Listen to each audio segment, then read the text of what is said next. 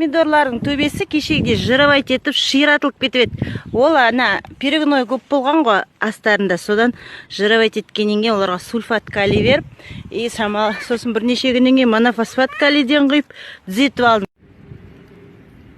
Сонан кейін олар мынадай болып түйнек салып дұрысталып жатыр. Сульфат калий осы жаңа түйнек салу керектігін көрсетеді.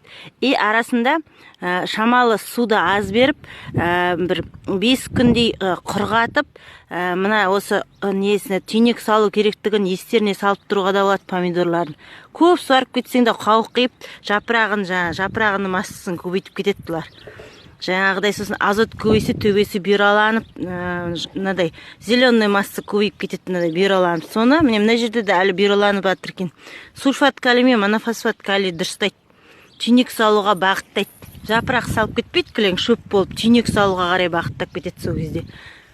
Кешегіде ютубта тағы айтыпты, мына 29 градустан асса, мына бізде деген 35-40 болды кешеде күн. Мына гүлдер күйіп кетеді екен.